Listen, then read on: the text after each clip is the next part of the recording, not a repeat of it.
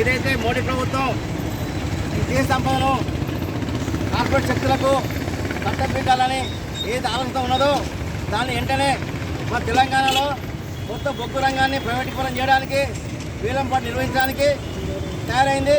అందులో భాగంగా ఏది తెలంగాణ నుంచి బీజేపీకి 8 ఎంపీ సీట్లు ఇచ్చినందుకు గాను తెలంగాణ ప్రజలకు బహుమతిగా తెలంగాణ ఉండే కేంద్ర బొగ్గు శాఖ మంత్రి కిషన్ రెడ్డి గారు ఇచ్చినందుకు కూడా మన తెలంగాణ ప్రభుత్వానికి మొత్తం బహుమతిగా ఈరోజు సింగరేణి సంస్థని ప్రైవేటు వ్యక్తులు కట్టుబడడానికి చేస్తూ ఉన్నది.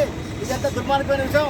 మొత్తం కార్మికులు ప్రజలు ఎంతో కష్టపడి సంపాదించుకున్న ఈ సంపదను కార్పొరేట్ శక్తులకు కట్టబెట్టే ప్రజలు ఇలా ముందుకు వెళ్తూ ఉన్నది బీజేపీ ప్రభుత్వం. దీన్ని ప్రజలు కార్మికులు తీవ్రంగా వ్యతిరేకిస్తున్నా కానీ ముందుకెళ్తున్నది. సింగరేణి యాజమాన్యానికి బొగ్గుదొరలు ప్రైవేట్ అప్పచెప్పని చెప్పి ఈరోజు సింగరేణి వ్యాప్తంగా కార్మికులు ప్రజలు తెలంగాణ వ్యాప్తంగా కూడా కోరుకుంటున్నారు. అలా కాకుండా మొత్తం ప్రజల్ని కార్మికుల్ని ఆకాంక్షల్ని పక్కన పెట్టి ఈ సంపదని మొత్తం అప్పచెప్పడానికి సిద్ధమైంది. దీన్ని మొత్తం తెలంగాణ వ్యాప్తంగా ప్రజానీక కార్మికులు తీవ్రంగా వ్యతిరేకించాలని చెప్పి ఈ బొగ్గు ప్రైవేటీకరణ వేలంపాటు నిలిపేయాలని చెప్పి రాష్ట్ర వ్యాప్తంగా ఈరోజు సిపిఎం పార్టీ ధర్నాలు పిలుపునిచ్చింది. అందులో భాగంగా పెద్దపల్లి జిల్లా కమిటీ ఆధ్వర్యంలో ఈరోజు గోదావరిలో ఈ ధర్నా కార్యక్రమం చేయడం జరుగుతుంది.